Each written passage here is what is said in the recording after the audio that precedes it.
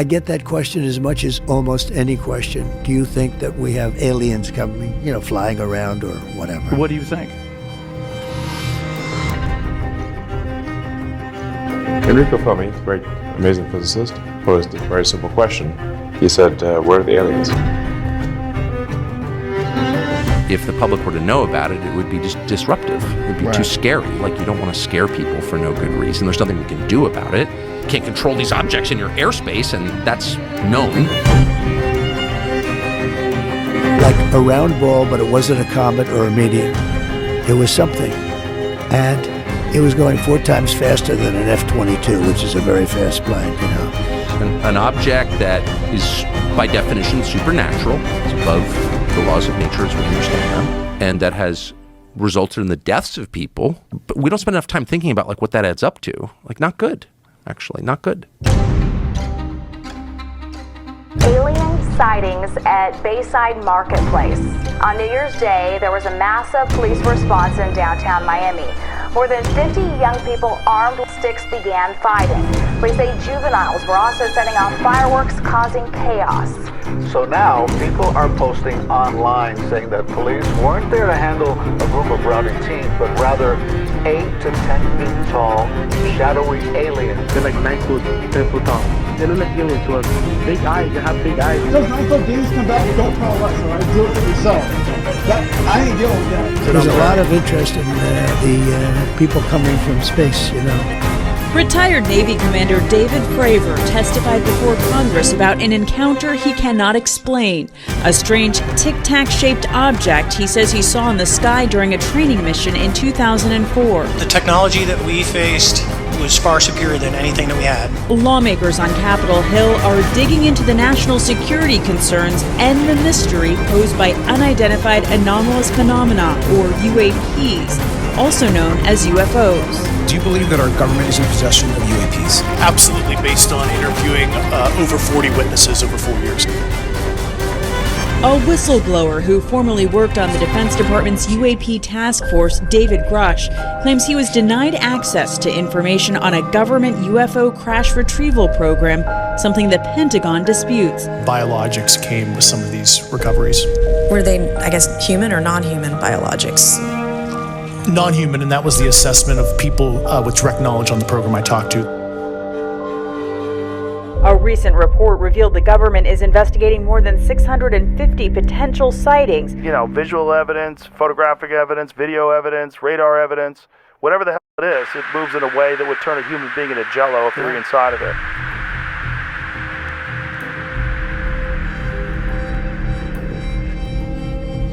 We're being acted on by spiritual forces at all times. But then there's a deeper level, which is what is the U.S. government's relationship with these things? I talked to Army generals, commanding generals, major generals, generals, CIA, everybody, and they're all 100%. I thought it was a psyop before, and then I've researched and I've talked to hundreds of people now who've taken ayahuasca and DMT. They 100% in San Francisco is the main project site. Literally have an alien base, and they are literally communicating, and they've got astronaut level people taking super hardcore levels of drugs and going into meetings with these things and making intergalactic deals. And again, that's what the government believes and says they're doing. You're saying is essentially that they're using psychedelic drugs to communicate with interdimensional beings. All right. If some sort of extraterrestrial creature came down to Earth in this hypothetical scenario and showed us, and they're no, this was the origin of the universe. This is why you're here. This is what you're doing. Would you be like, I guess what I believed isn't true? Or would that be hard for you, Cliff? And I know this sounds ridiculous, but man, in 40, 50, 60 years, maybe something like this happens, and I'm calling Stewart. They're saying they got explanations. What do you say? I'm with them. You would need a ton to show me that the resurrection didn't occur and that all these events didn't occur. If the aliens come down and they truly show me that no, there was no creator because there was no beginning of time. They say the multiverse. It's just time has lasted forever. And so you don't need a God. Yeah. You need a God if time has a beginning. That's why Einstein had a fudge factory. He didn't want there to be a God, but he said, Let's create a fudge factor to make it seem like the universe has lasted forever, but it hasn't lasted forever, so he had to become a polytheist at least. So if the aliens come down and say, no, the world is X amount of years and the cosmos has lasted forever, I would have to say, yeah, there's probably no God.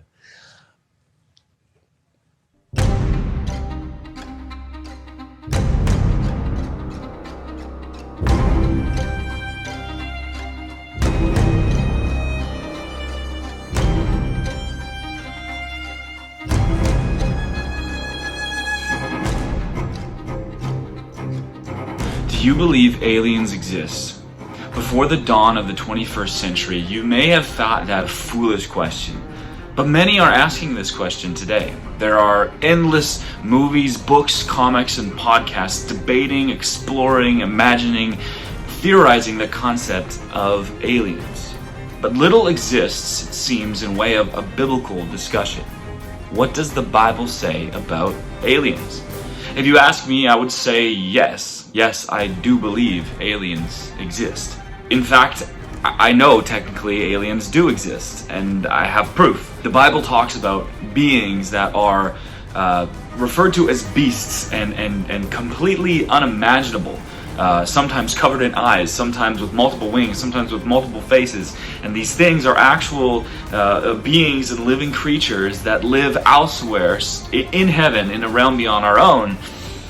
They're called angels. I'm not sure what else would be a better definition of something that is extraterrestrial, something that is alien. Genesis 6 also seems to be clear that these extraterrestrial and interdimensional beings were capable of coming to Earth and mingling with human flesh. That's very, very strange, to be sure, but that's what we know about these angels. It was the angels who seem to have desired women and came down either by way of lust or former rebellion. We're not sure, but they descended, perhaps by way of some invisible ladder that Jacob saw in a vision one time. However they did it. They did it. They came down. And the Bible takes time to say so in the Genesis account. So there's my proof. I mean, this isn't some Jewish lore of a bygone era. This is a story written and preserved for us in our Holy Scriptures, the Christian Bible, Book 1, Chapter 6. In fact, nearly every culture will show similar concepts of their own religious lores, although not the whole truth to be sure. They help us understand and see a common thread. Aliens have come down. Aliens have landed on Earth. Angels. What we also know about these beings is that there are some good and some bad. We also know God made them all and uses them all regardless of whether they rebelled against Him. Some do good, accomplishing the will and purposes of God, and at times their own will. Just read the book of Daniel for examples of angels exercising their own will to demand worship to God from King Nebuchadnezzar. Some are sovereignly allowed to exercise their own evil wills.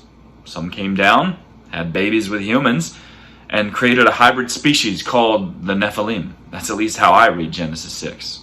That's right, though. If that's true, alien-human hybrids which would have probably enslaved the known world, but were ultimately judged by the highest being, God Himself, in the flood. It sounds like science fiction, doesn't it? And yet that's what I read in the early chapters of Genesis, detailing the slip into demonic depravity of the human race in the antediluvian era, and ultimately God's watery judgment poured out over all of mankind and our tainted species, preserving only a select few, namely Noah and his kin. Alas, these deceitful spirits do tend to come and continue to deceive men into thinking aliens are real. Just look it up. What I showed just now is only a fraction of the conversations and sightings available online. There are plenty of alien encounters with beings offering enlightenment, knowledge about the origins of time, and all kinds of other things.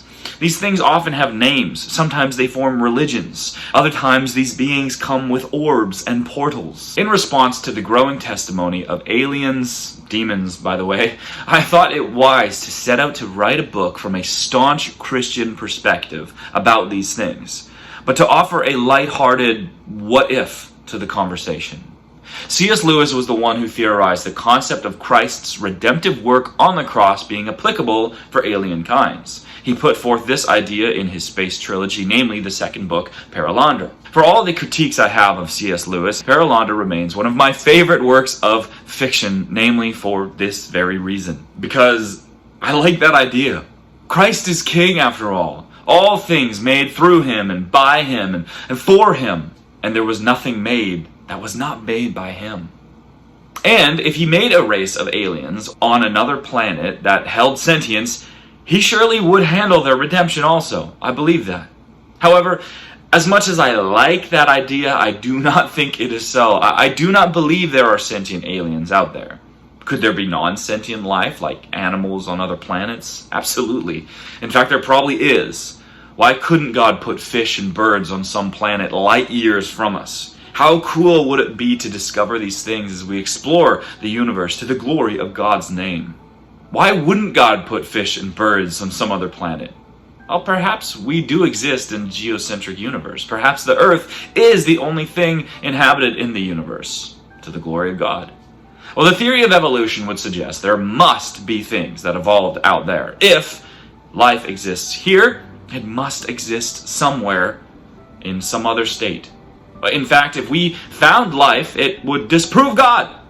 Many evolutionists have said this, and many Christians have agreed, sadly. In fact, most of the upper echelons of the evolutionary theory cannot escape the fingerprints of God in creation and have to resort to attributing our existence's origins with aliens. That's right. At the end of the day, most atheistic evolutionists tend to land on believing in aliens as the source and creators of our known universe. Yikes. Talk about an argument built upon sand. Talk about a deception, one of extraterrestrial demonic proportion. But what about my book? I'll introduce it to you very soon. At the end of the day, God's supremacy is over all things. I do hope I handled this topic faithfully when writing this book. I wrote it for children, but have recorded myself reading it and will present some of it to you shortly because I believe it is an important discussion to have. I hope that if, or perhaps when, the deception of alien life is presented to you, you do not question the existence of God. Even if these aliens came with an explanation of some kind of conjured proof of a no-God universe, reject it. You and I just heard a pastor say on a secular podcast, if he encountered this, he'd reject his faith and say, there probably is no God. Remember the words of King David under the influence of God when he wrote in the 14th Psalm, the fool has said in his heart, there is no God. Would you still believe in God if aliens exist? A Christian family is faced with that difficult question when THEO, a typical 9-year-old homeschooler, watches an alien orb fall from space and land in a nearby forest. I am a Christian author, and I aim to write fiction in multiple categories that not only avoids evil concepts, but actively points my readers to King Jesus and his amazing works. This is my first kids book, and I am very excited for you to listen to it. So I'll keep the rest of this intro short. In every book I write, I disclose, attempting to be spoiler-free, any sensitive topics that may be included so you are aware beforehand. What you can expect to find in this story are answers to some of life's most important questions. We will discuss the possible existence of aliens, obviously, and how that relates to the Christian faith. We discuss the theory of evolution, which I am staunchly against, and we even have some fun math and science stuff taught along the way. This book features doubt in God.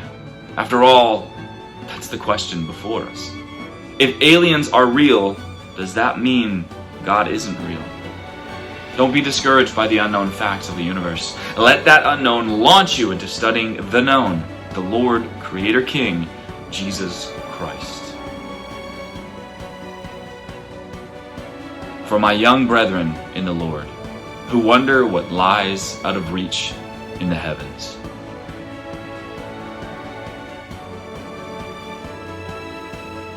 For by him all things were created, that are in heaven and that are on earth, visible and invisible, whether thrones or dominions or principalities or powers, all things were created through him and for him. Colossians 1, verse 16.